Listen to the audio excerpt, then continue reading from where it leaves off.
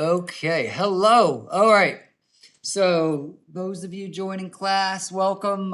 Those of us joining virtually, I'm going to talk a little bit about the announcements, go through those. We're going to focus a lot today on exercise number 5, which I posted. I posted some really neat Python code in which we create something called a cursor. Okay, a cursor, what's a cursor on a screen? It's a little pointer guy right there. Basically, a cursor in a table is just going to be where we're pointing in a particular table, where a row and a field intersect. So that little cell right there, we call them cells in Excel. They're going to call them cursors.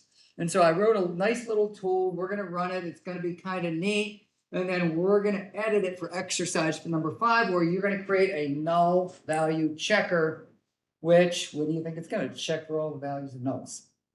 So I kind of look forward to that, but I want to talk about some of the announcements. I've graded everything through exercise number 3. I'm waiting till today until grade everything. So exercise number 5 will be assigned today, and we do the Monday we return. So just kind of work on those. Basically, we're going to put together the framework for a lot of it, just like we did last week. I've gone through, and I think what works best for a lot of people is me putting comments on stuff, me commenting. This is a method behind my madness, because you can see when you create the Python code, it auto generates a lot of code. It puts in this little thing called underscore main underscore. I didn't do that. I'm not smart enough to think of that. And so we're just going to talk about the code that I put in too. I have a number of people who've not submitted anything, okay? And this class is very exercise and project heavy. I'll talk about the project. And the only difference between the undergraduate students and the graduate students is that the grad students on the last day of class, which is the 21st, we're going to have an in-class final where I'm going to give you a little Python code. I'm going to give you a little small basic code, and we're just going to write a couple little programs here. I just want to really test some of the competencies that we have during class. I wouldn't be too worried about it. I saw Barbara kind of like, oh no. But anything you know about me, anything's open note, open book. I just want to make sure people are kind of can do these things, because if you put me on a thesis committee or PhD committee, I can kind of check the box right there in terms of comps and all that other good stuff. So it's difficult for me to do that with exercises, especially when we need to provide proof to SAC. So I can sit there and say, hey, this person got an 89 on my programming final. They've checked my box if I'm a thesis advisor or PhD advisor. But if you need to drop the class, I don't want you to drop the class, but this is the link to the form right here through my EOL. Like I literally see nothing, literally nothing.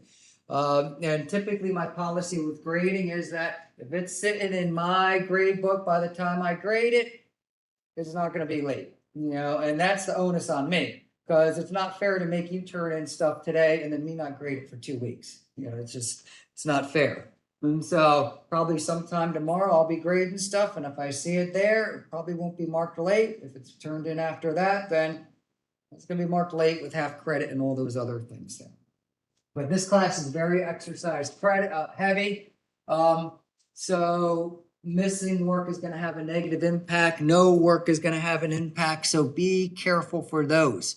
Okay, I get concerned about these things because at the end of the day, this is a 4,000 level undergraduate class, 5,000 level graduate class. So you got to come in with some, competencies. You got to come in knowing some GIS. We got some people coming from Geostat. So I don't want to start back at 1,000 level. And so I think the onus is on a lot of people who, onus is on you if you need to kind of play a little bit of catch up with some of the GIS or some of the statistics. In a couple of weeks, we're going to talk about some statistics. So we're going to kind of pick up on inferential statistical testing. Who remembers what that means? I'm looking at Chima, I'm looking at Barbara, Chantel's facing back. She's like, oh, I don't know what I'm talking about. Inferential, basically how it compares to random distributions. That's it. Okay, random distributions. And our 2TLT tests are perfect examples of inferential testing. Okay, I have one distribution of zip code death rates, another distribution of zip code death rates. Are they the same or are they different based on their mean, their variance, and their standard deviation, which is just a variation of the variance? That's it. And if they're far enough apart, then we can say they're statistically different or they're statistically the same. That's all. Okay, nothing more. I use this word inferential because we're performing the act of inferring. Okay, through basically indirect inference. And then there's some other parts of inferential statistics like nearest neighbor analysis and things like that. So we've got that going on there. Start thinking, number 3, start thinking about project. Okay, I'll talk about the project here when I'm done with these announcements, but in the project, you're gonna highlight something with data science that we've talked about in this class. Okay, in a couple of weeks, not in 2 weeks, we're gonna talk about open data, but in 3 weeks, what we're gonna work on is extracting gun death data, because that was what Chantel was looking at, extracting gun death data from the North Carolina Vital Statistics database. And that's going to be a really rich data source, whether we're looking at cancer deaths, shotgun deaths, or gun deaths, homicides, suicides, anything at the zip code scale. Because at the zip code, we can measure things like socioeconomics, food access. We've got some people talking about food deserts. And so those are things where we can make associations that we can also measure with GIS, air quality, water quality, some of those interpolation that we talked about in the first week where I know a lot of people had to play some catch up. So think about a project. I look forward to kind of learning more about you and some of the things that you want to do. And I'll talk about some of the examples because, Barbara was really mentioning some neat things before class where we talk about, kind of the psychology, motivation of things that kind of the motivation, what makes people tick. I'm a marathon runner and my training regimen is going to be different than your training regimen because I know me, I broke my leg 28 years ago, so I can't go out and do 100-mile weeks. I'm still running, I still used to run like 320, 330 marathons. But so what works best for me that isn't, I can do 60-mile weeks at most. Now I'm doing 20-mile weeks. So what is going to work for you? What makes you, tick or whatever the right word. I'm not overly political, but I like how to get stuff done.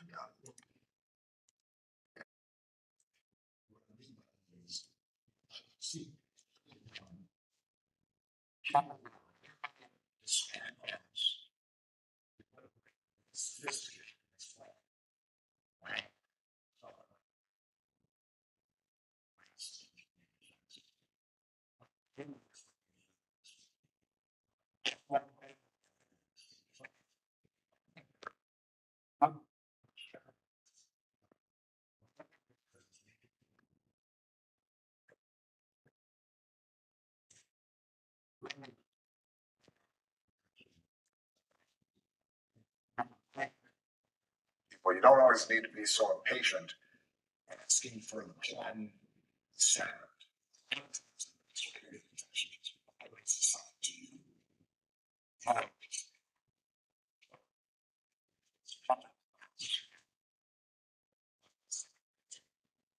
Just learn how to get stuff done. And so that's what I was kind of talking about. Get stuff done. And I don't care what it is. Just read a data file, read in the coordinates, do something. But I think to me, that's really important because I think a lot of times, and I sit in these meetings all across campus, is that people love to talk about and what happens if. And at some point in time, someone's got to go out and create the database, make the map, download the data, start messing stuff up. And I really implore people to kind of get their hands, dirty with some of these things because I sit all day and hear people talk about, well, have you thought about? Well, no, I didn't think about it. I just started doing. I'm sorry. I gave very little thought to it. And so, hey, we're going to put together this big database for all of North Carolina counties, socioeconomic data, and then we'll figure out later what we're going to do with it because at least we got the kind of the baseline for everything done. And I kind of really implore people to start to be problem solvers, and you kind of grab the bull by the horns, because what I want everyone in this class to be, some point in time by the end of the semester, better than me at something in this class. So that's part of the project. I get energized by some of these projects and you kind of teaching us a thing or two. After this week, we're going to pivot to open data, big data resources. We're going to look explicitly at the North Carolina Vital Statistics Database. And so that's got about 100,000 records per year of just people who die. On the whole scale of things, 100,000 records isn't really all that much. Today we're going to be looking at about 800,000 records within a feature class, but it's going to be enough when we start combining these with multiple feature classes. We're going to do something called merge data, which, as you can imagine, we're putting data sets on top of each other. So we're going to go from 100,000 records over 20 years to a couple of million records, which really still isn't even all that much when we look at big data resources. And we'll talk a little bit about the North Carolina voter database that Dr. McGinn has worked with, which basically has a link of every single person who's registered to vote in the state of North Carolina. That's about 7 million people, just a big file of 7 million people. So it's really big, but we'll probably look at these at the county level and then kind of figure some of those other things out. Part of the department's focus, I posted some things for GERS, Graduate and Undergraduate Research Symposium.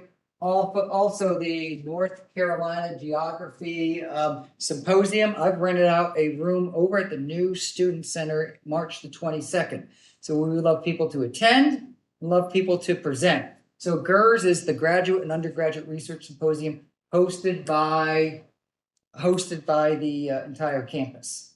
And so you see in this zip file, I've got a description of GERS, a place where you can submit your abstract. And then also I've got a couple of examples of abstracts. What are you going to do? Who are you going to do it with? All this other good stuff too.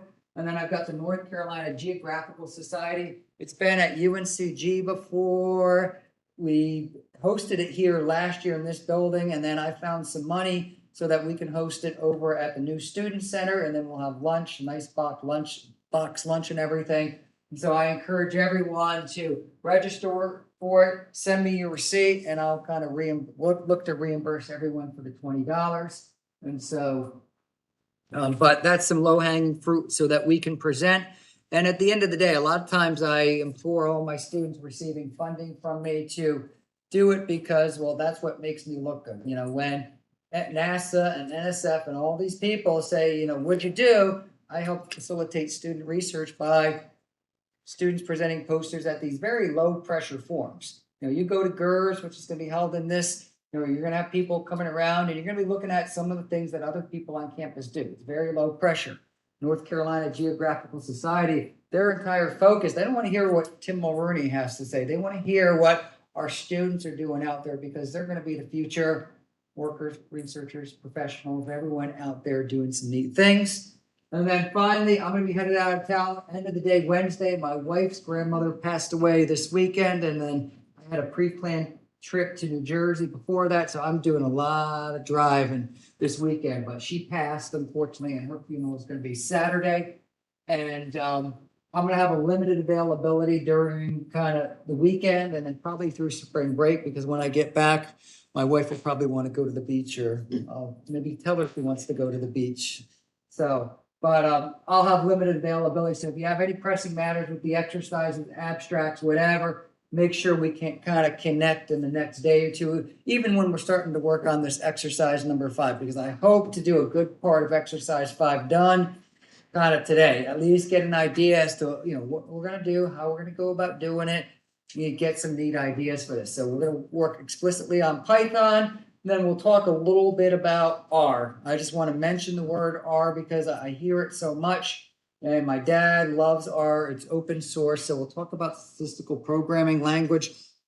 But I'll show just a couple of little programs that we can run and commands. There's a lot like Python. I can type in Python commands, or I can run Python programs.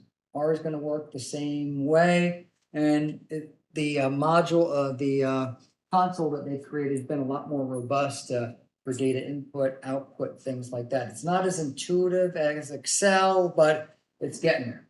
And so just make sure we connect in like literally the next 2 calendar days, because in 2 days from now, I'm hopefully gonna be on the road, going to where I need to be before driving to the Midwest. So that's about it on my end here. A lot of announcements, So project, last day of class, we're gonna have a project due.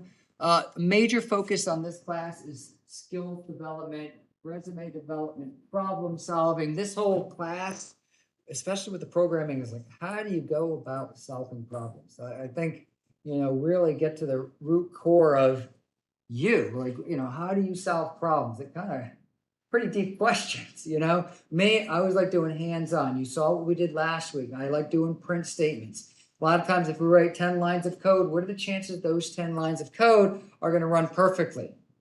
Really small. And so you kind of keep building upon these things here. And so for this class project, you're going to use an Esri story map.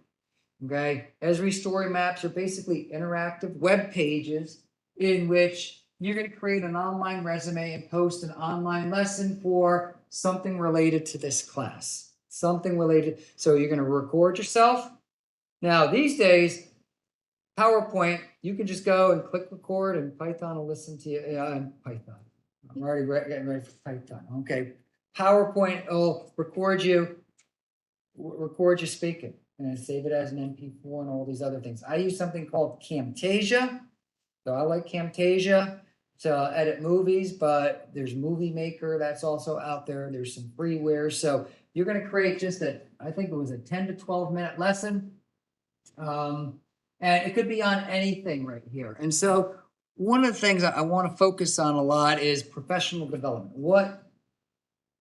How do you project yourself professional? Because at some point in time, you don't need to bring in these maps. You can just say, hey, here's a link to some of the stuff I did. Here's a link to one of my posters here. And this is kind of the first time I've done this, but we're going to create kind of an online resume using an interactive story map. And this is going to be half your grade. So we got half the exercise. This is the other half for undergraduate students. And then we'll have kind of the 50-point final exam, which will be kind of the final part of it right there. So headshot. When you create a headshot, you're going to put in a headshot mission statement. Why do you want to hire? Why should we hire you? What are your skills? Okay. My skills lie at the intersection of data standards, the food environment, and applied geostatistics. That's me sitting right there. So, if we talk about the mapping of food deserts and creating data for food deserts so we can do hot spots and cold spots, that's my skill set right there. So a nice mission statement, a 12 to 15 minute training video. Now, what could you write the training video on? Anything that you can think of. Me, preferably, I was talking to Barbara a little bit before, something that builds upon your PhD or your master's or something that you're interested in related to this class. Development of data, building data, programs. Some examples include converting the North Carolina State Board of Elections data to GIS data. Development of an error checker for data cleaning purposes. So we're going to create something today called the null checker. What do you think a null checker is? How many times does the word null appear for a particular field? What's the word null mean? Nothing. Not zero, literally nothing. So I bet you there's some way to check to see if there's null. Because do you want to go and count these things? Do you want to open up a query? No, we'll write Python code to go and do that. So you don't have to do that. And so we'll create some interactivity like we did last week a little bit. How to import and export metadata. An explanation of the different metadata standards used in ArcGIS Pro. Execution to model geoprocessing functions. You write a little function here.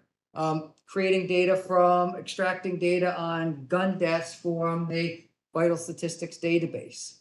So something that's going to build on your research. Another thing that I really like to promote is people double dipping, meaning, hey, I'm going to use this project for what I do with geostats, with what I do with something else. Keep building upon everything that you have. I have people who I call they bang their heads against the wall where I'm giving you money to do a metadata project for my NCDOT grant, but they want to go do something entirely different for their master's thesis. You know, and so they've kind of banged their head against the wall a little bit. A new small basic routine to read in accordance of maps. Hey, can you read in, I want to convert digital degrees to degrees, minutes, seconds. Just a small little 50-line Visual Basic program that does something like that. So if you want to do small basic, use of deep learning algorithm to detect trace. The week that I'm going to be gone at AAG is we're going to do some machine learning tutorial provided to us from NASA. So if you want to bring in your own data to do something like that, that's kind of the week before the project's due, week before it's due. So it'll be a little bit of a quick turnaround right there. But this is, basically this is how I was going to grade. Do you have a headshot up there? A mission statement, a training video? Do you post the data there? Because a lot of times when you create training videos, where's the data going to be sitting? Hopefully it's going to be sitting right there. And so if you post the North Carolina Vital Statistics database and you extract data from it, hey, put a link to the 2021 data that you're working with so I can follow along if I want to do it. You notice if you take those Esri exercises, what's the very first thing it says to do? Download the data. You just follow along those little tutorials and you've got the data already downloaded. And so remember, and one of the big things about this class is that we've had a really big paradigm shift in this class where that you're not clicking and pointing on stuff and making it easier. What are you doing? You're figuring out, you're writing tools and code and writing code so you can make it as easy as possible for someone to point and click. And I think a lot of time that role reversal is really difficult to understand. I think I made some comments on some small basic programs where some people said, type in the first number, type in the second number, type in the third number, when in reality it's like type in A for the ax squared plus bx minus c or whatever. Remember we were solving the quadratic formula. Because I don't know, if my wife was running the program, she doesn't know what those numbers mean. Okay, or the first number, or the second number, or doing output. Hey, the degrees Fahrenheit for what you typed in is this, instead of just printing out a number. Because you know what it means, I know what it means, but is someone else who's looking at the program going to know what it means? So data, other resources, grammar is going to be a big thing. I had a former student, he was a non-traditional student kind of coming back, and the very first word in his, cover letter spelled the word there wrong. Instead of THERE, it was THEIR. And guess what Word said to him? No, Word said nothing because it's like, yeah, there's a word. Yeah, cool. I'm fine with that. Let me keep going on. Something like there exists a big schism, like the very first word. And so what is that going to say to you? Because I'm not showing my face. These days, when you submit a resume, what are you? You just pile of papers just sitting in someone's inbox. You're just a big PDF. That's, all you are. And so how do you make yourself stand out from something like that? And so grammar to me is extremely important. Project difficulty. Did you kind of build upon some of the things that we've done, or are you just kind of reinventing something that we already did? And one thing that I always like to do or try to put in is some type of peer review. So I'll create a survey and like, which one did you like? And you can rate them or something like that. I don't know what it is yet, but I never want anyone they're all tied for first place because I don't like that, because I need to kind of put some assessment in there as well. So, I want you to critically and holistically think about, all right, I'm going to look at this person's versus this person's versus this person's versus this person's, and just some contribution to data science, hopefully applicable to some of the things that you're doing, some of the things that you've done. Hey, I really love that. You could say, I really love that program where we did the interest rates. You know what I'm going to do? I'm going to really expand that thing. I really love doing that quadratic formula. So I'm going to really expand upon that so that, hey, I've got the roots. What if you type in the word, green? All right. It's got all these error checkers in there. So you can really expound on something like that because most of the things that we're doing are kind of really bare bones. And I think we're going to look at another thing today, which is going to get into some of that error checking. So this is it, it's worth 100 points. So the exercises that we're doing are worth 10 points each. So this project's gonna be worth 100 points. Those of you who've taken my class before, I really like to err on the side of giving people credit. So if you turn something in, I'm gonna, people are gonna do well in it. The geostats paper that we did, do something, utilize the skill, write something that's got good grammar, that follows the directions. You're gonna do pretty well. You're definitely gonna be passing the paper. You're definitely gonna be passing the class, especially if you turn in everything. When people don't turn in stuff, that's when I get most concerned. Now, today, what we're gonna focus on, I'll kind of turn this in this direction here. Okay, but today, when we go to our modules right here, I swear. Okay. So when we go to our modules right here, we're going to be looking at week number 6 right here. And I've downloaded this thing called updated exercise number 5. So we're going to download this thing and open it. And then we're going to look at these R materials in a little bit, probably maybe the last half hour. So I want to spend a good hour talking about this program for exercise number 5. To me, it's really important that you get the idea of what we're doing here. And so what we're going to do is updated exercise number 5. We're going to download this thing. We're going to read the directions. And we're going to look at this null value checker. I created entirely new code that I commented fully. I commented out all the junk. And so I want to kind of go through and dissect this code and kind of look to see what it does. And then us start to throw around some ideas as to how we can change this code to do what we want to do, or maybe kind of play with a couple ideas. I don't want to give us the exact answer. And so we're going to download this thing as a zip file. And I've already downloaded it right here.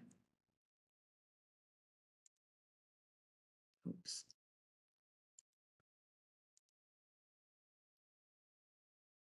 So when we go to downloads, you can see it's under week number 5. And so you can see I've got exercise number 5. I got the Python. We don't need to talk too much about the Python. And then within this, we're going to open up under Jacquard Maps, we're going to open up the thing that says exercise number 5. I've created a couple of other tools right here, but we're going to open up the thing here called exercise 5. And it's going to look like this. And you'll see zoomed out because I put in a feature class here called NC Route Arcs, which is every road represented as a line in the state of North Carolina. This has 855,000 separate. And so, as you can imagine, we're going to run a check to see that proper information is entered for all 855,000 of these. It's going to be pretty easy once we figure out what we're doing here. Okay. And so we're going to open this one up here. Now over here and over the toolbox, I just want to make sure everyone's here. Everyone joining me online is here. So we're going to go to View, Catalog pane, and then over in Toolboxes, I've already started the exercise called Null Checker. Okay, called Null Checker. So is everyone able to open that thing up? Null Checker. Double click on that thing here. Everyone got this down.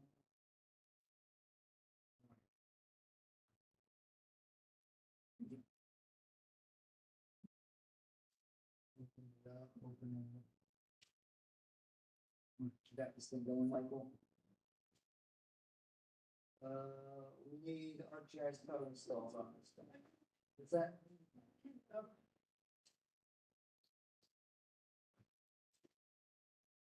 Okay. What's that? Okay, you'll have it here in a second. Okay. All right, everyone join us online, hopefully has it. All right, so I got this thing called Null Checker. Okay. How about we just run, we can run it, we can do some neat things, because we're going to edit this code right here. Now, how many input parameters do I have? 3. What are they? thing called feature class, something called field, something called field. And so if I were to just open this thing up and click on Jacquard Maps, and I'll just click on, I don't know, FishNet. Okay, so we're not done, okay. Someone have a question?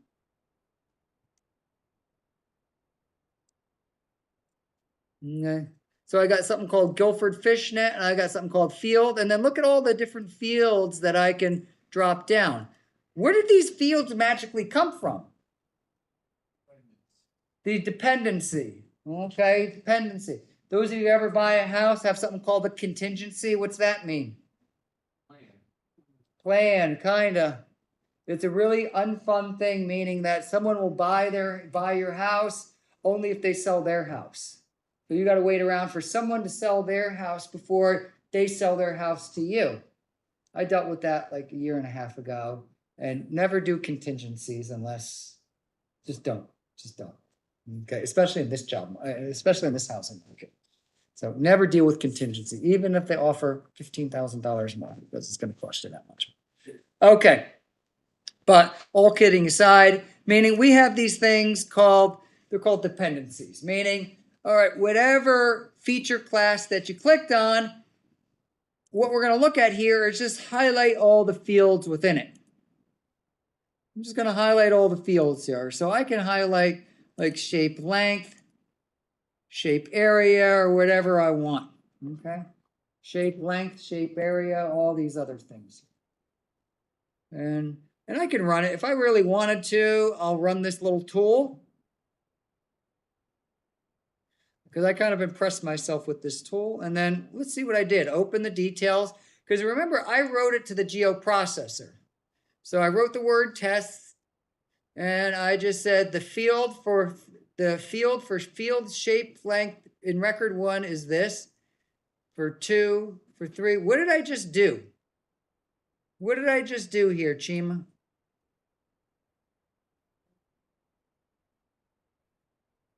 I printed out the word test.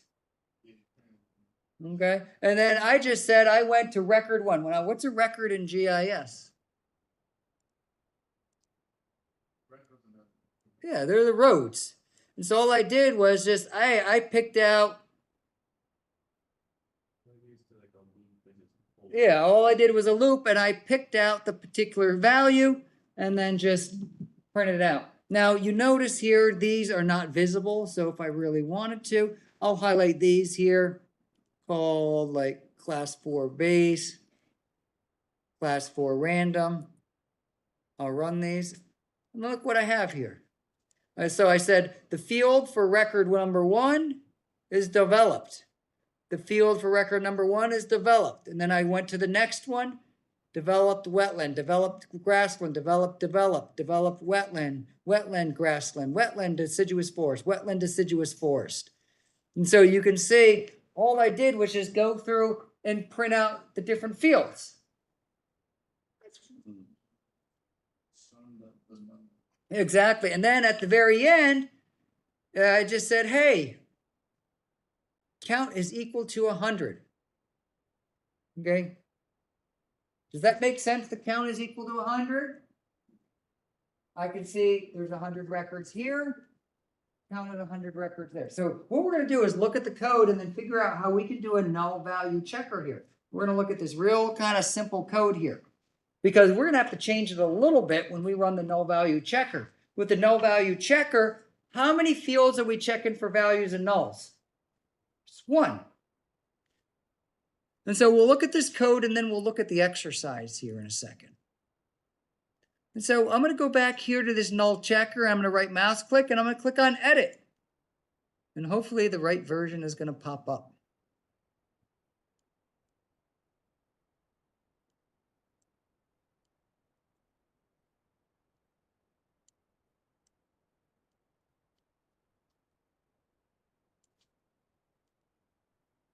All right. So this is the whole program. Okay. Me printing out all 100 attributes for 2 separate fields. This is it. So all this stuff, import ArcPy, import OS, basically those are just importing different libraries. ArcPy is gonna be the command so that it knows, hey, we're working with ArcGIS Pro because Python can do tons of things outside of ArcGIS Pro. And then these are some other libraries that I've used in the past. The next thing I just said, hey, add a message. Because remember last week, I love using that print statement. Hey, I got the test, so the program's running pretty well. df equals pd.data frames, forget about that. Dix list equals these colons, forget about that. Those are things called pandas, which are like Python number dictionaries, is that right? Python number dictionary, so you can do things with numbers and build lists and things like that. And so I have something here called count equals 0. What do you think count equals 0 means? Yeah, I'm going to be counting something up. Number of Pythagorean triples. Number of guesses that you had. So it's just some type of counter. Okay, in this case, we're just going to count how many times we go through. And so from ArcPy import, we have these other things that are self-generated. So from this code sitting right here, it says from ArcPy import env.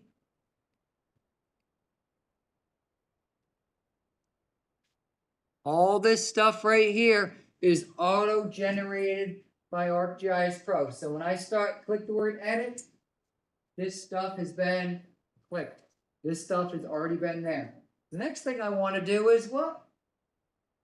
My input layer equals ArcPy.getParameter as text.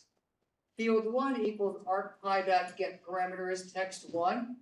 Field 2 equals ArcPy.getParameter as text. What's the get parameter mean? Exactly. So when I set up those properties, I said, all right, one input parameter is going to be a feature class. What's the feature class going to be? Oh, whatever you want it to be. It could be the roads. It could be counties. It could be that fishnet thing that I have in this. It could be whatever you want. The next thing is going to be field 1 and field 2. Field 1 is the first one. Field 2 is the second one. What's the field going to be? Whatever that you clicked on, that little drop down. So we set up those dependencies because we'll go back and highlight that tool where we say, hey, we're going to make this a dependency. Because remember, I was just like, type in a number, type in a number, another number. So here we've got these. Next, we have fields equals field 1 comma field 2. Basically, this is something that I found off the cyber web. And so I just kind of 1, 2, 3, 4 little 1, 2, 3 lines of code that all this code does is loop through the entire database that you selected. Or the feature, not database, feature class. Feature class. So fields equals field 1 comma field 2, meaning, hey, these are all the fields. What if you click 3 fields? Field 1, field 2, field 3, fields 1, 2, 3, 4, 5, 6, or whatever. So this is just a list of all the fields that we selected. With ArcPy.da search cursor input layer comma fields. I'm not smart enough to type all this thing. And basically, I found this, and all this does is it creates a cursor to loop through the fields within the data layer. How many fields is it going to look at? However many we have. And then now we have a for loop. What's the for loop? Now previously we did for x equals 1 to 10 years. All right, year 1 you did this, year 2 you did this, year 3 you did this, year 4 you did this. Typically with those for loops, it's numbers. Now this is for row in cursor. Okay, what's a cursor? A cursor is just going to be a little pointer.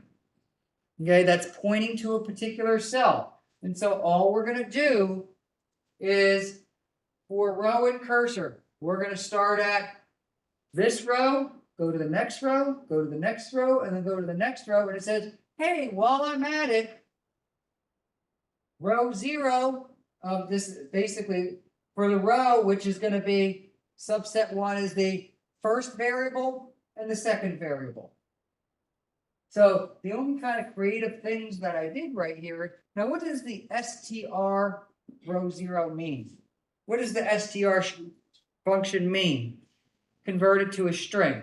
Because this thing might be a number, thing might be the word develop, deciduous forest, it doesn't matter. So just in case it's a number, like length or value or pop 2013 or whatever it is, we're just going to convert it to a string. So the value for the field, whatever the field name is, in record number, string count, what is count? When I go to the bottom, what do I do while I'm going through each record? I'm just adding up the number of, so I'm going to say, hey, I'm in record number 1, record number 2, record number 3. So some of them are 100. For the one that's 855,000, how many times is it going to go through this? 855,000 times. Now, do we want to do print statements with all of those? But we might need to. And then we're just going to do an argpy.add message. Now, why did I move this argpy.add message back? Why didn't I indent it here? I got to get it out of the loop, because where does this for loop end? I don't have like a next X or end for like we have in small basic. Exactly, after, so everything within the loop. And let me highlight this for those of us joining online. Okay, anything in the for loop is going to be right here. Anything in the for loop because it's indented. Now once I go back to this indentation, I've gotten out of the for loop and following the code. And that's really important. Very important. So this is a pretty simple program, because what we're going to do today is we're just going to figure out, hey, let's do a null value checker, because this thing like string row 0, okay, row is just going to be the row, like row, row, row, row, okay? Because what are we doing? We've set up a loop for row and cursor, and we're just going to go for the first, the second, the third, the fourth, the fifth, all the way to the end. This is code sitting there in the help that we can download or look at. What did I do? I did my little magic right here where I said count, row counter, display the message for field 0 and field 1. Okay, where's field 0? Field 0, field 1. Why would we start at 0? You notice we got a lot of 0 going on here, right? That's the way they do it. They start things at 0. Notice parameter 0, parameter 1, parameter 2.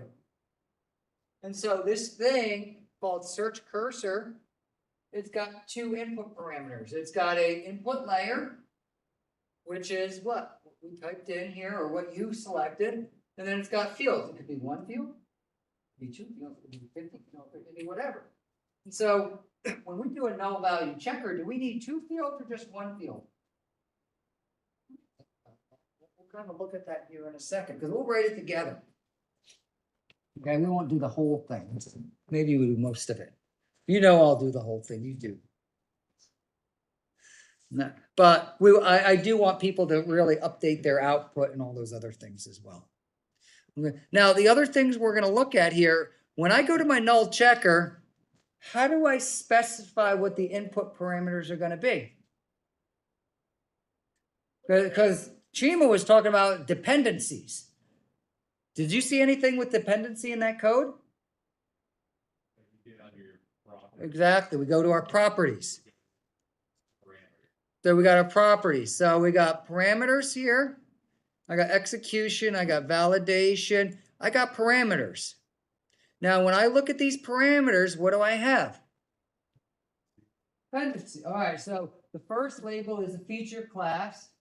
It's required. What's required mean? You're not moving unless you're not clicking that run button unless something is input. Because we could do other things like, hey, you sure you're only doing one, you sure you only want to do 1 input parameter, or 2 or 3 or 4 or whatever. And I have required. Next thing I have is a field. Right? The name is a field, the data type is a field. And the one thing I get amazed about, when we go to all the different data types, these are all the different data types that you can program with. I probably programmed with about 6 of those. How many have you used before, Chima? I probably used 5 or 6. Have you done a lot of this, Andy? Yeah, I've used fields, databases, feature classes. I'm going to start probably documents, ArcMap documents. I've kind of written some properties for those as well. And maybe a couple of other things here, but that's about it. Now over here, it says dependency. So what's the dependency? Feature class, meaning, hey, whatever, because this computer is pretty smart, it's not genius, but it's pretty smart in terms of whatever the feature class is, you're probably going to be pulling from the fields in that feature class. And so how does it know to highlight those? Because we said it. We said there's going to be a dependency right there. So you don't have to go and search for it. Because just for the heck of it, what if I didn't put any dependency here? I run it. For me, it didn't run at all. Yeah, okay. Here and now field, it's like, what are we looking at? I don't know what to do here. Okay, well, I'm gonna go change this thing. Because I want to, the more that we click and type and do whatever, the more of a chance we have of screwing up. And so I can go back, change these properties here to make sure this dependency is explicitly on this feature class. So now when I double click right here, one, you see the 3 little stars. You could also have like little tools right here. So you can say field required. You can do like little descriptors and everything like that. Because when you go to like real tools that real people created, not me, real, GIS programming professionals, it looks good. It looks a lot better than what I have. Okay, so I can click on arcs. Okay, what field do I want to check? All right, direction. And I don't know, let me click another one here. Root class. Okay, are you ready for me to run this thing? Oh, I ran it. Oops. Okay, now this feature class here has 855,000. Now the big problem here is when you print, it actually goes through the trouble of printing things out. And you can see I'm running it right here. It might take a little while to run this thing. Who knows? I'm not sure. Because we're going to look at the homework and we're going to figure out what are those input parameters that we need. Then how do we check nulls? How do we check percentages? Because you can do some neat little things just building upon this tool right here. Meaning, hey, I'm going to do a null value checker where I'm going to run a nice report. Like, hey, I'm going to run a nice little report, maybe create a little HTML output that says, I ran a null value checker and you had, 23% of these had a values of null. Other things that we check, and I think within this document here, if we start looking at some of these arcs, what are some things that you can do just for this? Let's look at the speed limit. What are the possible values can you even have for a speed limit? 65, 30. Do you have a speed limit of 14?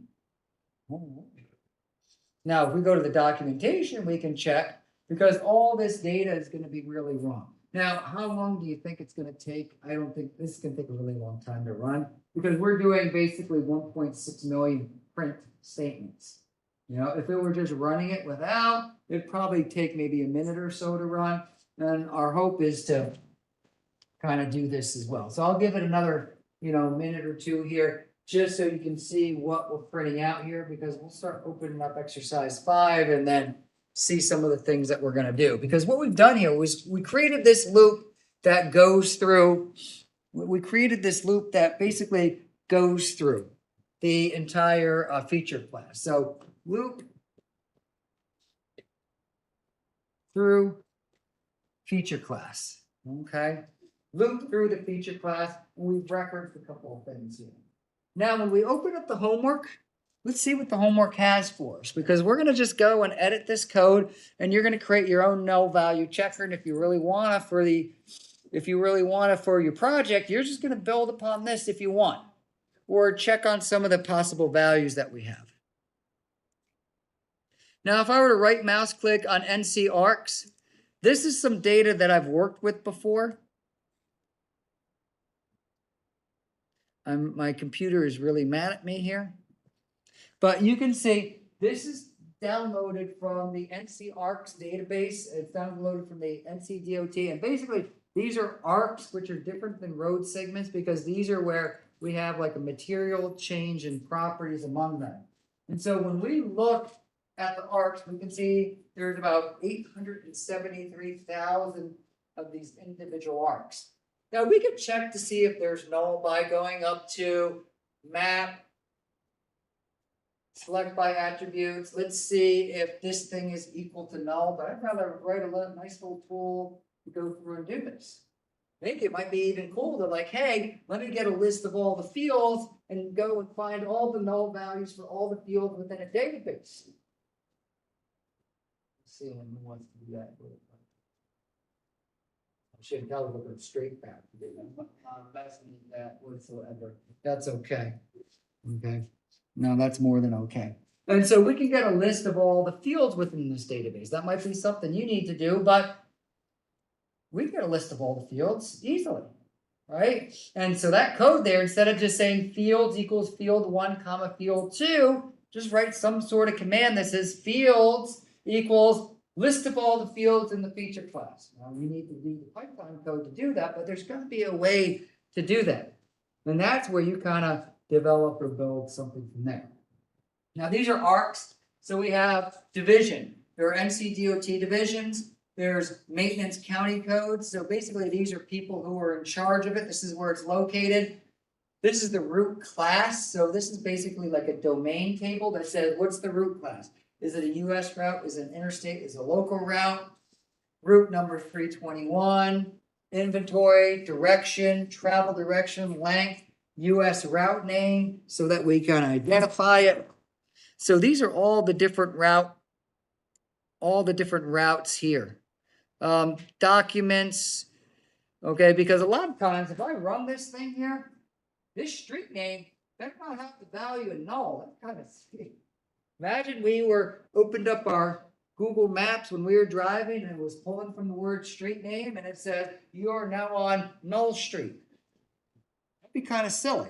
And this is a lot of times when you run errors, you type in your phone, you go to your phone right here and you type in directions or whatever, pulling from these attributes that really truly haven't been QA/QC'd in a while, you run into a lot of these errors. Document types, if this was taken from a survey, so someone went out and surveyed this actual road, this would be a reference to the survey. Has it been geo-rectified, meaning has this geodocument type, has it been rectified by aerial imagery or has it been rectified? So you can see some of these nulls right here. Some of these we might have a lot of nulls, some of these we won't. But we can just keep going further and further over here. Some of these will have nulls, some of these won't.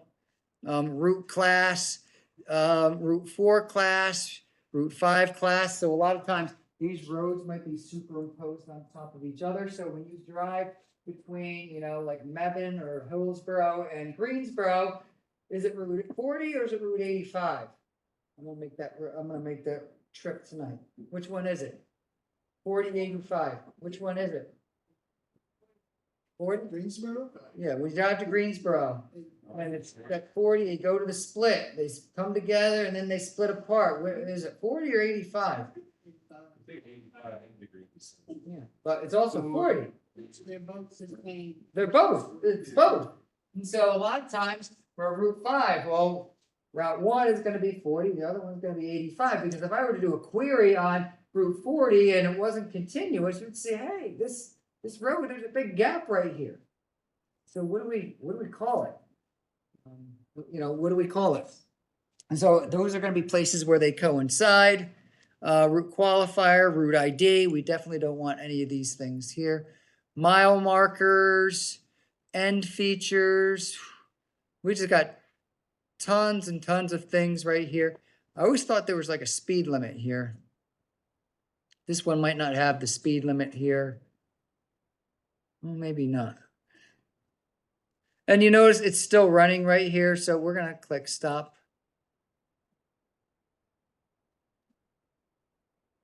It's not going to like me whatsoever. I might have just killed my computer here. Okay, but you can see some of this information that we can pull from here. Now, when we look at exercise number 5, we're going to do two things.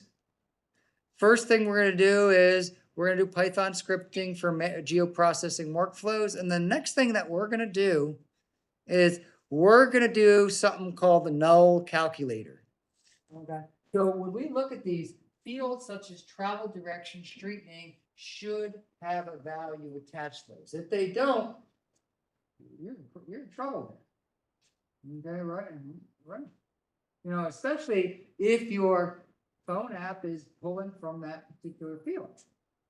Okay, and we have these things all of the time. I noticed there wasn't speed limit in there, so that might be in a different database, but speed limits are missing, all these other things. So if you want to do like a speed limit checker or something like that for your exercise. So what we're going to talk about here is we're going to create a tool that you're going to pick a field within NCArcs or any other feature class for all I care. And you're going to just see how many times that field has the word null in it. Sometimes like Route 5 class, there's probably not going to be 5 different road names. You're probably going to have a lot of null values. But for things like road name and travel direction, you better not have any nulls. That's going to be really tough. And so we're going to go and check these. Now, we've got this code sitting right here. Loop through feature class. Okay, what field do you have? Now, my first question is, the first big question is, do you want to just go and edit this tool? Sure, let's just start editing this tool. If you really wanted to, let me think. Right mouse click, copy, and maybe I can paste it. Can I paste it? Oh, cool. All right. I've never done that before. And so why would I cut and paste it instead of just writing over new code? I don't want to mess with the good one exactly. And so now I can change the properties here on my null checker. Well, I won't call it null checker 1. What do I want to call it?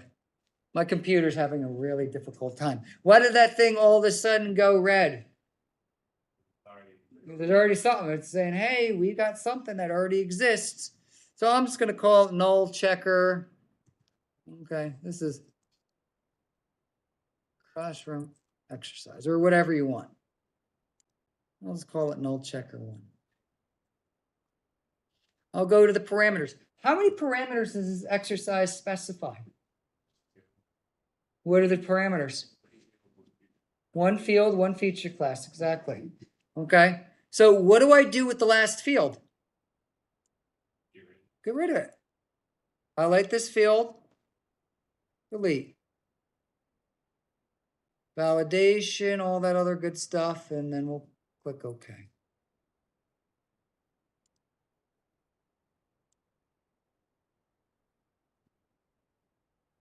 Oops. That's not a good word to say.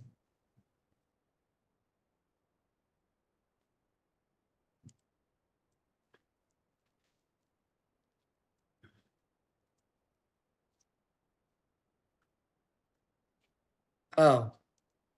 Ta-da. It didn't like me. There we go.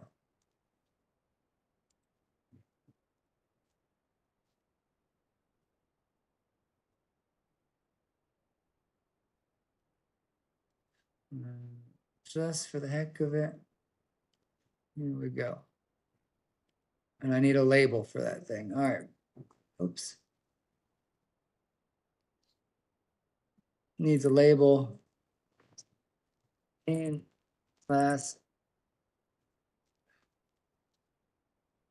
Okay. My computer's running really slow because it's still mad at me because I'm stopping this geoprocessing here. So for this 855,000 thing.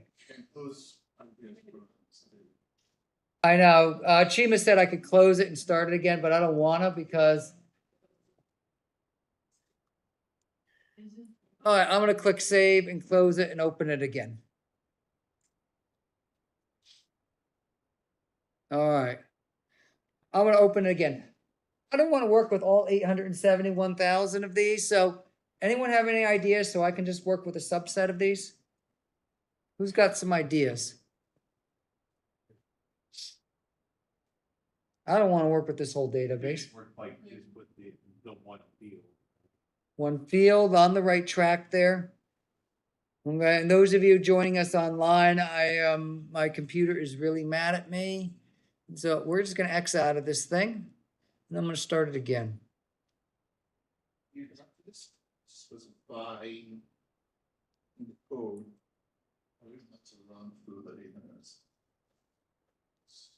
Okay, Chima said, don't run through all 873,000. How's it gonna know when to stop?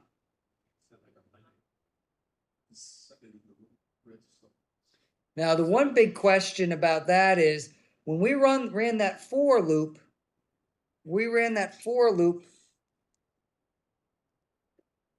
what was the parameter that we set it for? Oh my gosh, I've destroyed my computer. Control Alt Delete when in doubt.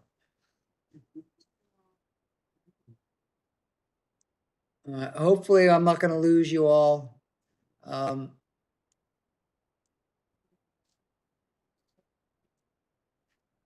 got so much stuff running. ArcGIS Pro. Look how much I'm using here. Oh, wow. I'm sorry, computer.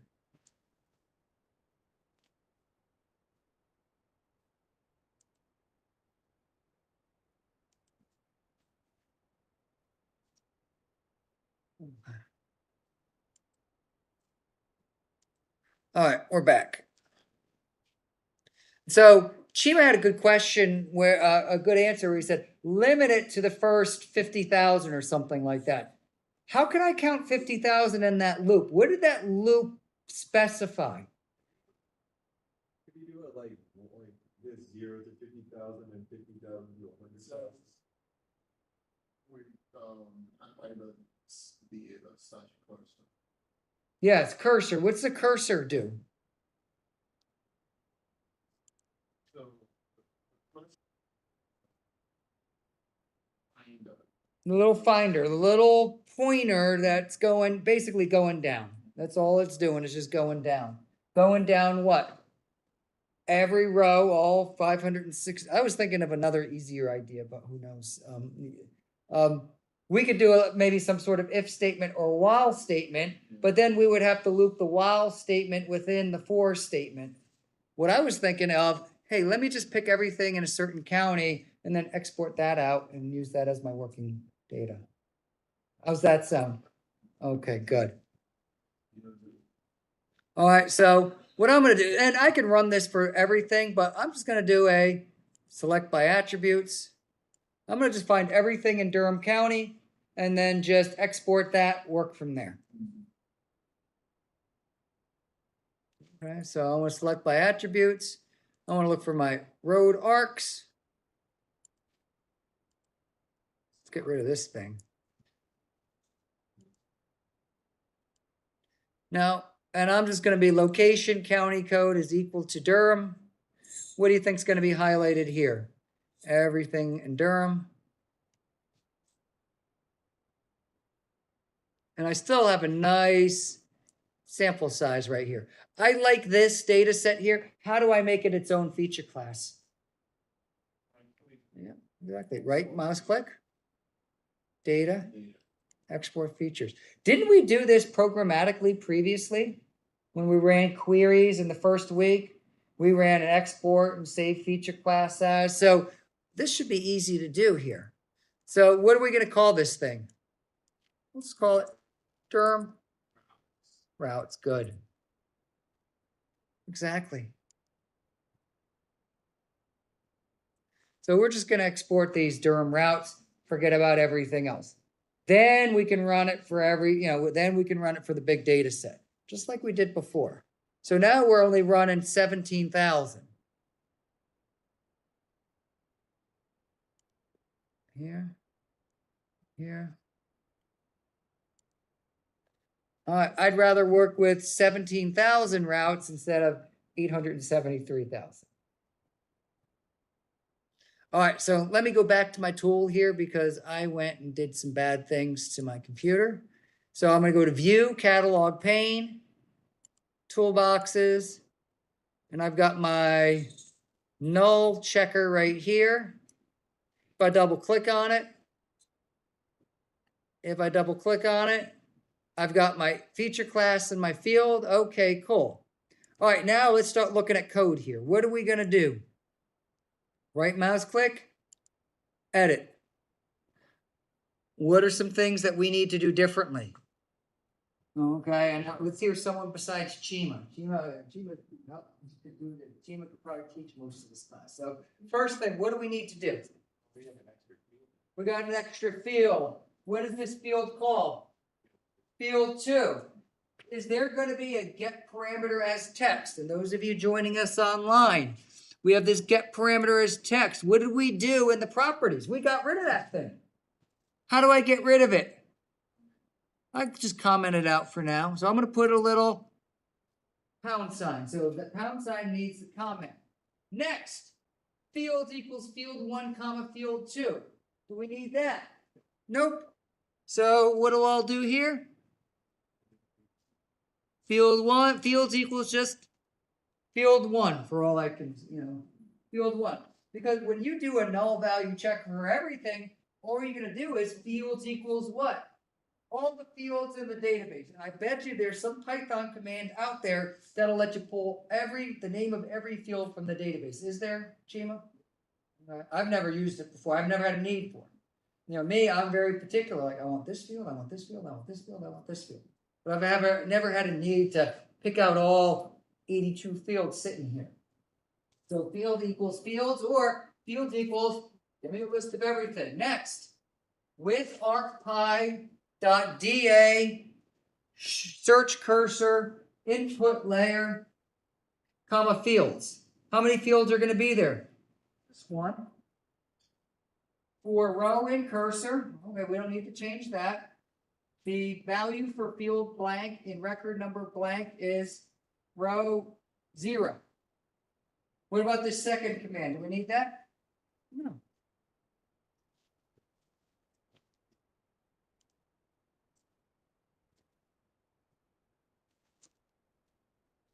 All right, this is where we start getting tricky. Do I want to run this thing here just for the heck of it? All right. I heard a yes. 17,000 times isn't going to be that bad. Right? I'm hoping. All right. So I'll go to the folders. There's my derm routes. Let me, what I was talking about, travel direction or something like that? Just for the heck of it, let me run it. All right, cool. Look what I just did. View details. Messages, 17,035. What do we do first? We go and print out the test, and then what do we have here? The field for the field, or the value for the field, travel direction, and record number 1 is both. One way, both, one way, both, one way. Look what I got here. How many of these print statements do you think I've got? 17,000. I'm looking for one that has null, but. And then look at record count equals 1733. Look what I have here. Look what I have here. And so those of you joining us online, look what I have right here. Count equals 17,033. 1733. You think that's a coincidence that they do the same exact number? Because what did I do? Every time I went through the record, now how many times did it go through? As many times as there were rows. That's what the cursor does. Cursor just says, hey, I'm going to start here, and I'm just going to go all the way down to the bottom, and while I'm here, I'm going to print out whatever the value of it is there. I think it was like one direction. Now, we're just going to loop through. Next, Chima, you got a comment or question? Question. Okay. How do we get to see the null by now into scope? Well, we're gonna check, well, that's what we're gonna do now. So Chima asked, well, with this null checker, because this is kind of silly for me to go and look at if it's one way, both, one way, whatever. That's gonna be pretty kind of a pain in the neck. Okay, so what do I want to do next? Okay, or what would I want to do? Hey, let me create an if statement that says what? Hey, if the string is equal to null, then what can I do? Hey, I'm going to count up the number of nulls. And while I'm at it, why don't I just print out the record number so I can say, hey, Durham County GIS, record number 87 has value of null, so you can go back and fix it.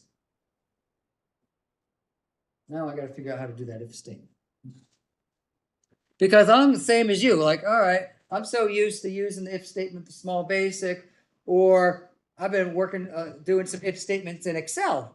So the if statement in Excel is something entirely different. They have a type of if else statement that's a little goofy. Okay, so now let's open up this code here.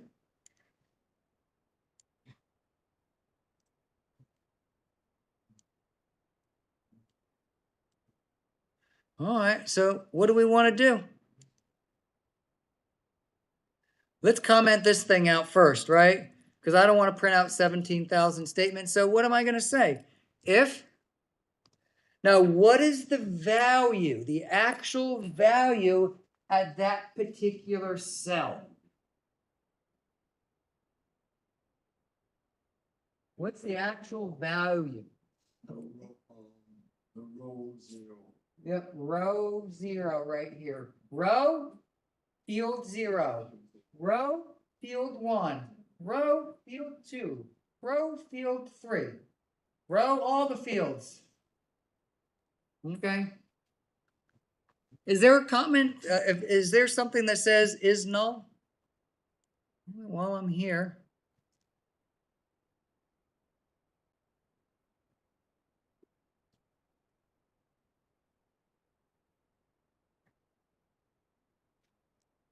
No, I'm just gonna go to my old Google machine.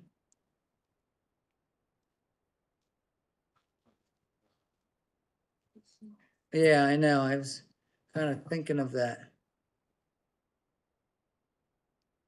How to check if a number is null? There is no null in Python. Instead, there's none. Ooh, wow. I did not know that. I just learned something. Okay.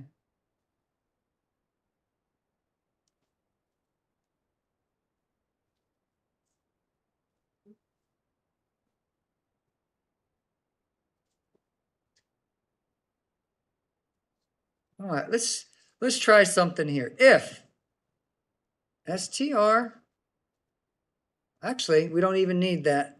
Let's say row 0 is, look at it, auto-filled it in for me. That's pretty nice of it. Why did it auto-fill it in? It's a predefined command, or it's a variable that we had already typed in. Okay, is none. What do I do? In Python, when I have an if statement, what do I have to put after this? Colon. Now, if it's none, what are all the things that we're going to do? What are some things that you want to do? Exactly. We're going to print out, hey, record number blank is null.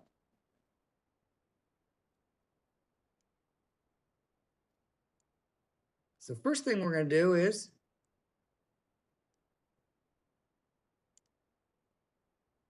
we're going to be looking right here. And I think everyone can follow along online. So the first, you can hear my voice a little better. So the first thing we're going to print out a statement. Do we have to write a whole brand new print statement? No, let's just use the existing one.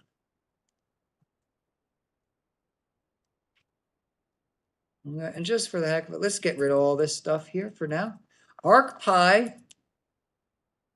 the field, the value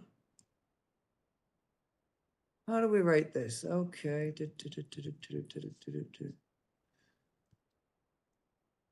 What do I want to say? Okay.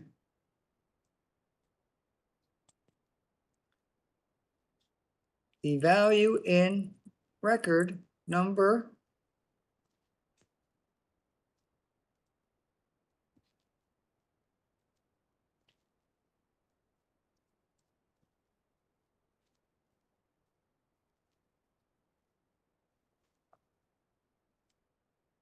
So what did I just do now?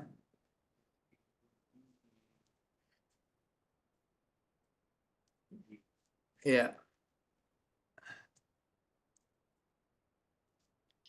There we go. So what did I just print out?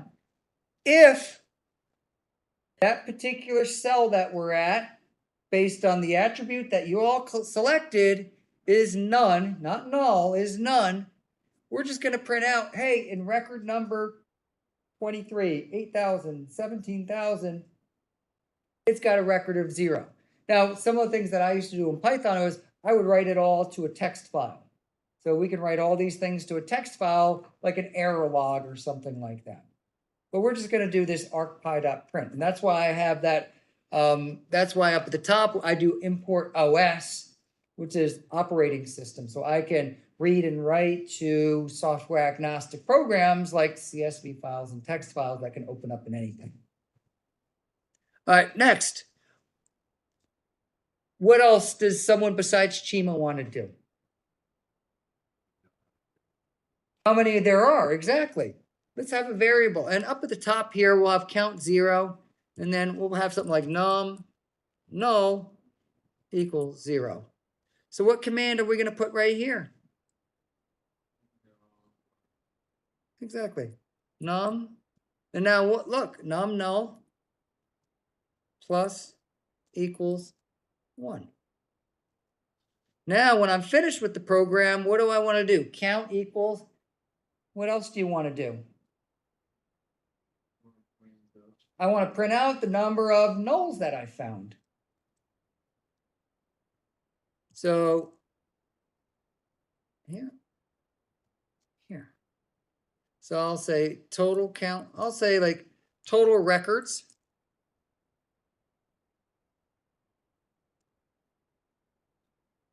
Equals this.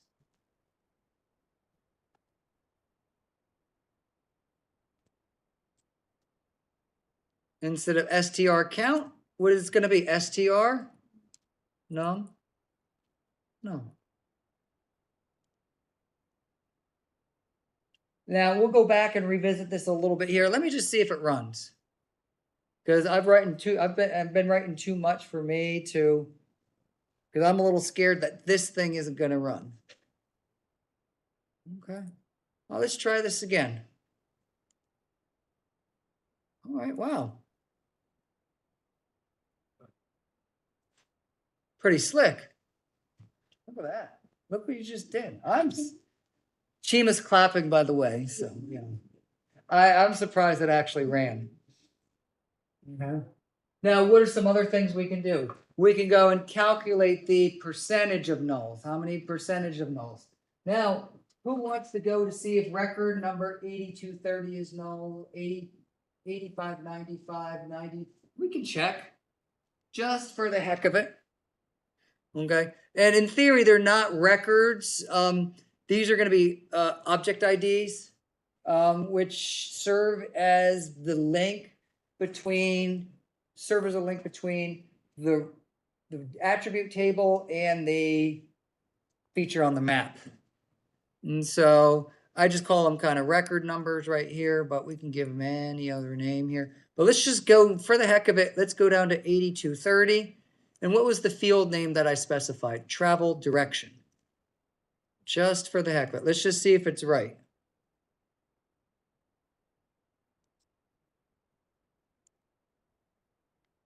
I'm kind of anxious to see if it actually works. So we got 8230 right here. Look what we got. Direction, direction. Null, null. That's pretty cool. Now, it's fairly easy to do pointing and clicking. We can do a selection or whatever, but now we can do this for any field, go through the database, a lot of these things, because I can do a null checker with the attribute if I wanted to, but this is dynamic. I can pick the field. Because guess what I'm gonna do? Instead of travel direction, I'm gonna do direction. Let me run it again. 15, and I bet you the same 15 with travel direction and direction were probably the same one. Well, let me do another one here with route name. 0. Okay, cool.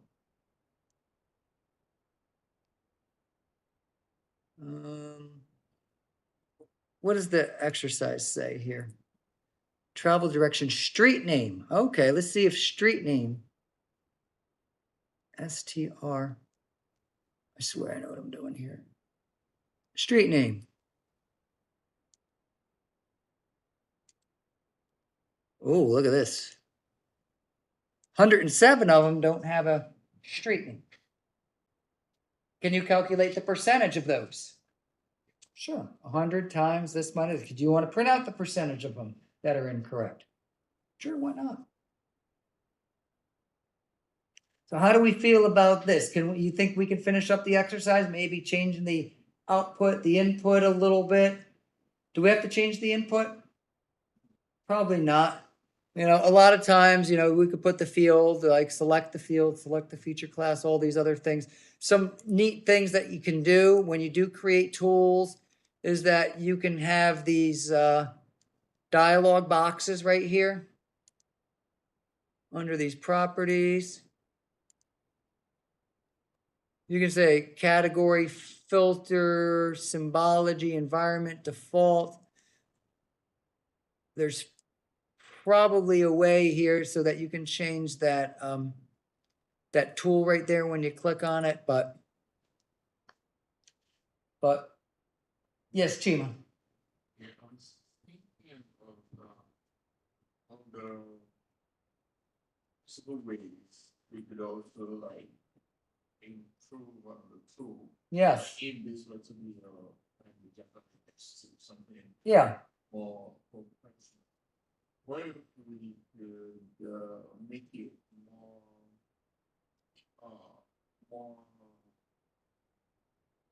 more visual, like if we could write the codes to bring out the that we can not put the Yeah. and we can just have all the nodes as an attribute. Yes. Okay. Shima asked if maybe we could do write a tool that goes and selects all of those that have a value of null. I bet you there's a selection tool that does that. Now, didn't we already do a select by location when we in the very first week? Didn't we already do that? Well, why don't we just convert that, copy that piece of code into here and just say where field equals 0. We already did that. We already created a tool that does that. Didn't we do some sort of select buffer or something? I forget what it was. Okay, and Chima said we, and we'll change that just to Chima or one of you all, but that's a good idea. And so Chima's idea was to run that null value selector, and while we were running the tool was to also select everything that has a value of null, because that might be pretty neat to say, hey, this neighborhood right here, this neighborhood is the one that has the null value. So whatever contractor created the data, surveyed the data, they didn't put in a street name, so we can do that.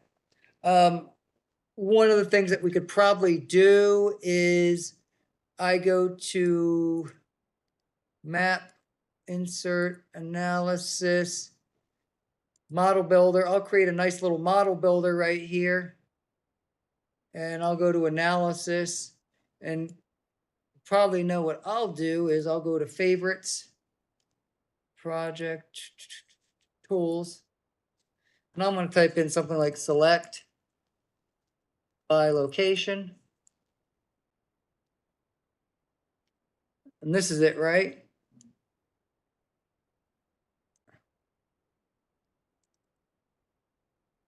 I'm going to go at my little I button right here.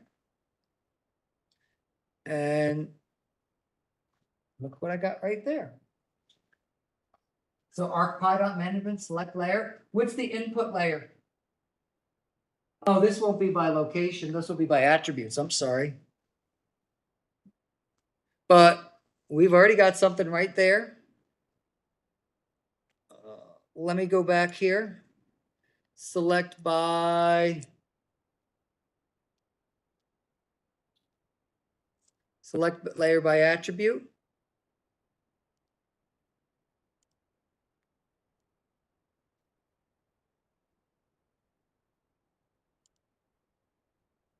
Oops. I'm going to click on the little I button right here, question mark. And typically down at the bottom of these tools here is ArcPy.management, select layer by attribute, in layer or view. What's the in layer or view? What's the input layer? Feature class. We already went through the trouble of picking out feature class. What's going to be the where clause?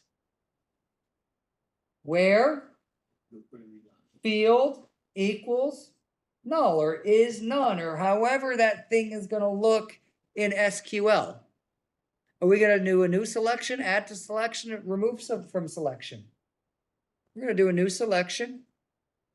And then we're going to generate an SQL expression. What's SQL? Structured query language. So we're going to generate a structured query language where the field name, whatever the field name you have is equal to none, is none, or however that's going to look in, I think it's is null instead of is none in Python, is null in SQL. So we're inserting SQL statements into Python. That's really slick. Really creative. Can we export those out now? You bet we can. We already did this in the very first week. That's really clever and really, really creative, to be honest with you. Yeah, exactly. You can go cut and paste this code right into the new code, start small, meaning, hey, I'm going to put in a layer that I know, see geography 2020 or whatever, and then we can change the dynamic to feature class, because we went through the trouble of picking feature class within this. Selection type, new underscore selection. What's the where clause? Just generate a dummy where clause where, street name equals Main Street. Make sure it picks that one out because we know that's going to work. And we already ran the tool where I know it's going to pick 103 records. So, hey, let's see if it dynamically picks it on the map with 103 records. And then we can export those out and create a new feature class, giving it that name. You guys are sharp here. We got about a half hour. Can we finish up this exercise? And what I would implore people to do is put your own little kind of flavor on it. Meaning, hey, I calculated the percentage of these or something like that. You don't necessarily have to do that. If Chima wants to go and do that and get extra credit and get like an A++++ for the class, he's more than one, or anyone is welcome too. But, he's probably thinking big picture, like, hey, I want to interact with the map features and, maybe build upon this for something else. And so if you put your own flavor on it, whether it's, hey, I want to have dependencies or counts, or, hey, man, you have a lot of, maybe some sort of if statement at the end that says, hey, you've got a lot of nulls here. You better check your data, or so, something like that at the end. Okay, but I think we probably wrote about 80% of what we want to do. And then we have those accumulators like the number of nulls and all that other good stuff that we're adding in there that are going to be necessary. So that's going to be exercise number 5, and then go through the geoprocessing workflows. Last thing I want to talk about is R. I'm unfortunately going to just dedicate about half an hour to it here. And so I'm probably not giving it the justice that I have, but if we go to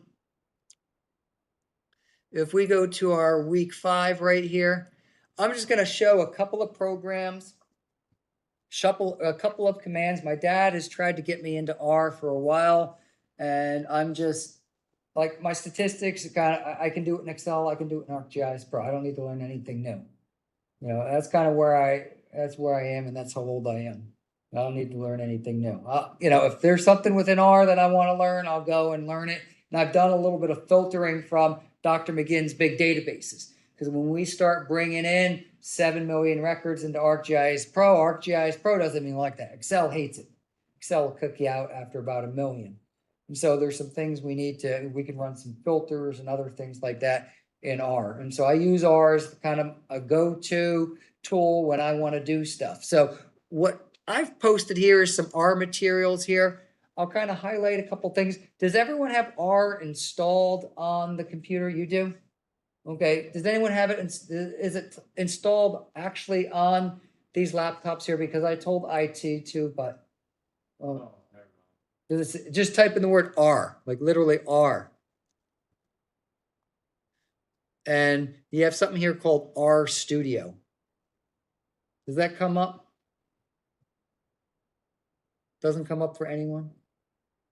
It's like, it's there, but it has to like, use. What's that? Okay. Well,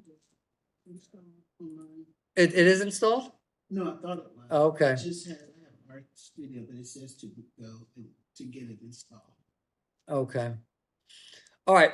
I'll talk a couple things about this and I will kind of call it the day if that's okay, or we can stay till, no. We don't need, I think I've given us a lot of, you know, to be honest with you, all kidding, I've given us a lot of stuff to do, you know? I think a lot of you are really good at figuring this stuff out. I think turning into problem solvers and kind of going from here, you know? We're kind of really building on this stuff. You know, a lot of you, I don't think thought you could ever write a program, and now we're sitting here, we got people all across the spectrum that are writing null value checkers in ArcGIS Pro, and I'm really, to be honest with you, impressed. I haven't heard a lot of complaints or concerns or anything like that, and I'm excited that you're kind of just getting another tool in your toolbox right here. All right, enough of the accolades. I'm giving you everyone a big head here. No, I'm just kidding. No, I really do like some of the stuff that we're doing. So.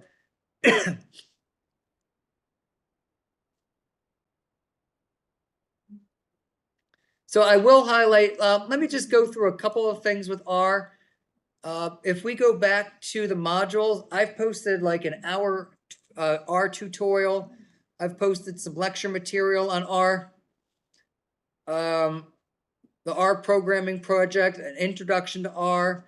I've got a link to it here. If you go to the R programming project right here, this is where you can download the software and install it. And when you look at the software, I swear I've got it right here. Where is R?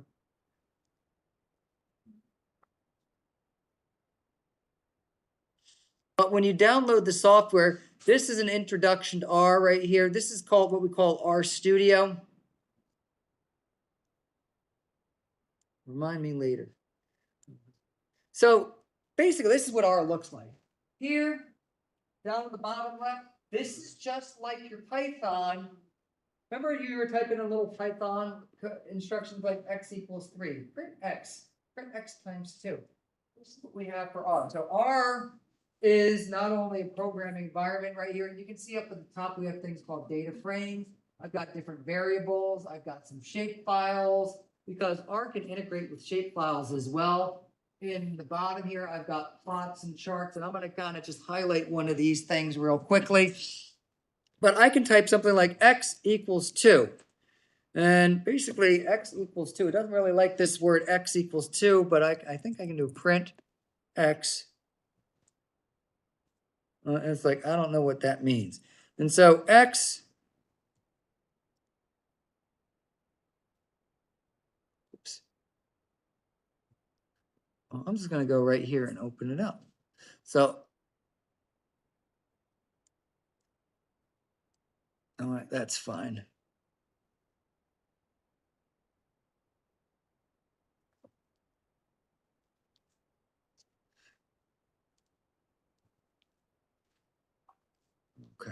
But what we're gonna do is, we're gonna go File, Open File, and under the tools that I've posted, I've created a tiny little program.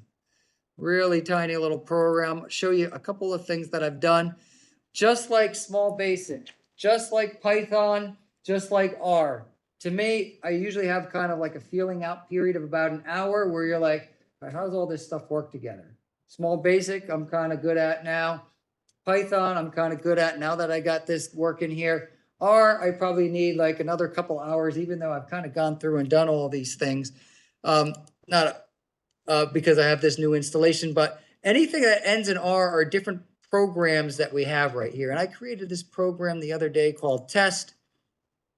And I wrote it just a tiny little program right here that does some types of scatter plots here. Okay, a couple of tiny little programs right here.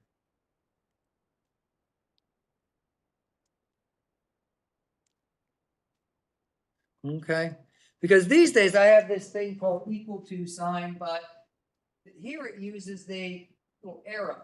So instead of using an equal to sign, it does this thing right here.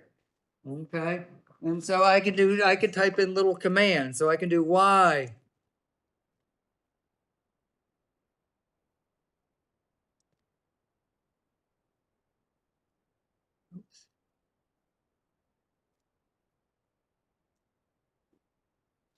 And I did print X plus 4. What did it say? It printed out 6. These basically work off of functions. Remember functions from math? What do they need? Just like in GeoStats, just like in Excel, they need those little parentheses. So what are we going to print? So down on the bottom left here, I can push that, X times Y. It's going to print X plus Y, X times Y. Oh, that's weird. And so you can see what we're doing right here, okay? So 45 times 2, print X minus Y. And so you can see these numbers that remember we did this with Python, we did X equal. Instead of doing this, we've got the little, this is an assignment, just like an equals to sign in Python. Is it an equals to sign? It's assigned the values. And so when we see two equals to sign next to each other, that's a comparison. Equal to. That's Python, right? Kind of checking with Chima. Yeah, equal to. That's a comparison instead of a assignment. Raster calculator. Have you guys done raster calculator in any of your things before? Raster calculator needs the equal to sign. Okay, it doesn't use the equal to sign, even though SQL uses the equal to sign. And so it gets really confusing really quickly going between these, because Chima, what he proposed to do was he's going to insert SQL into Python code where one needs the equal to sign, but the other doesn't. But we're just going to look at the top left right here, and we'll head out a little bit early because we got stuff to do with this program. And if you get everything done, you don't have any homework for spring break. And so I think that's a really big incentive, right? Because I'm gonna be out of here. I'm gonna be out of here, unfortunately, for some things outside that I don't really want to go see. Yes. So in your text, Uh, the test Yes. libraries you want, What's that? the libraries, the lot libraries. Yeah. They better run because when I ran this, it worked. So I'm really, but I wrote a little program. Oh, I commented these libraries out because I've already loaded these things in. Okay. So there are different libraries, just like Python, and I think Python they're called dictionaries. Okay, like operating system, Panda, ArcPy, which is a big one there. Because when you ran that select by location, there was something with like arcpy.data management, something, arcpy.data management, select by location or select by whatever we needed to do. Here, I've done a couple things right here. First command right here that says zip code table. What did I do right here? All I'm doing is assigning some variable where I read the table sitting at this location right here. Okay, and I have different parameters. Okay, header equals true. What do you think header equals true mean? It's got things across the top right there that says, don't start counting data at the top row, count at the second row. SCP equals comma. What do you think that means? Separator. Comma, row dot names equals ID. I'm not sure what that means. And then what I'm doing here is just, I'm plotting. So I'm plotting zip code data. This little dollar sign means median household income versus poverty rate. Okay, and so instead of using arrays, because how did I know what the first field was? Using that little 0, 1, 2, 3. Here, they're given names. So I'm not going field 0, field 1, field 2. I'm going field median household income. Because if I were to open up a field here, if I were to open up this table, and this is where I get this is where it gets kind of exhausting, is that when I open this thing up in Excel, did I click on? When I open this thing up in Excel, I'm going to open this big gigantic thing up in Excel, which this is zip code data for the entire state of North Carolina, and we're going to be revisiting this. We have a thing called poverty rate, median household income, MRFEI, Modified Retail Food Environment Index. And I'm kind of saying that over there to Barbara because this is a measure of food availability at the zip code scale. Total population, ACS percent minority, poverty rate times 2. So these are the percentage of people who live below twice the, whose income is below twice the poverty rate. Okay, twice the poverty rate. So if the poverty rate's $20,000, these are the people who live below $40,000. That's a good indicator too. Just poverty level. If you're living right above poverty, a little bit above, it's almost as difficult there. Percent SNAP, percentage of people who receive supplemental nutrition and aid program. So SNAP. So this gets into some of the food desert stuff because I see Barbara kind of looking intently here. And then I get over here to some voting things here that, and majority party, metropolitan, micropolitan, rural. I got all these different measures here. So basically I'm loading this big thing into R. This is something I might have created using some GIS-y stuff. Okay, where the Monotale retail food environment, distance to the nearest green space, all these other things, brought it into here. And what am I going to do? I'm just going to create a nice little scatter plot right here. I'm going to give it a title. I don't even know what this summary thing is right here because I wrote this a little while ago here. And I'm going to run this thing here. Let's see what this thing actually does. So source, run.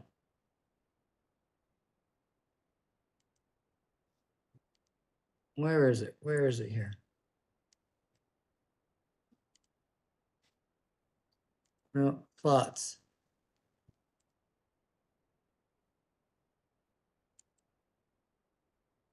Uh-oh. Plot new has not been called yet. What did I do wrong here? I swear I ran this already. I just ran this. All right, error in data frame, object zip code.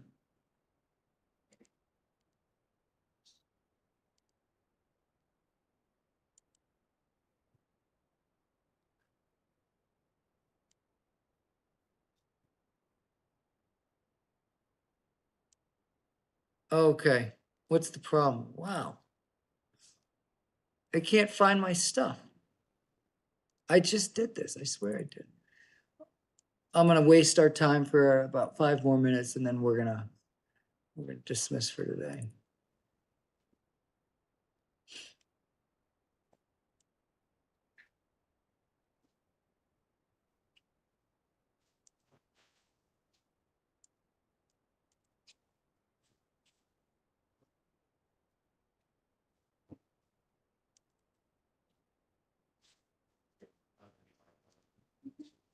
Ta-da.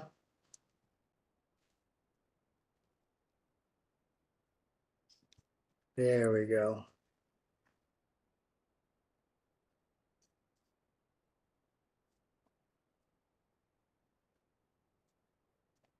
I just ran this. Oh.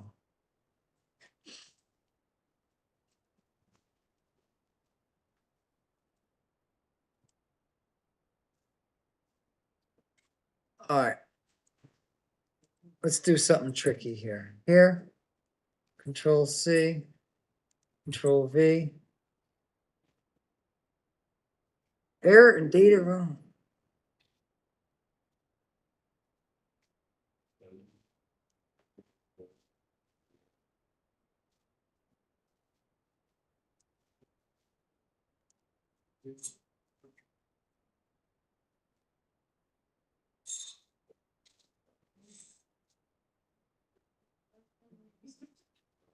Okay. I'll revisit this later because this just ran, I swear. It really did work. And I'm wasting enough people's time with R, but I've posted a lot of our resources right here. There's some really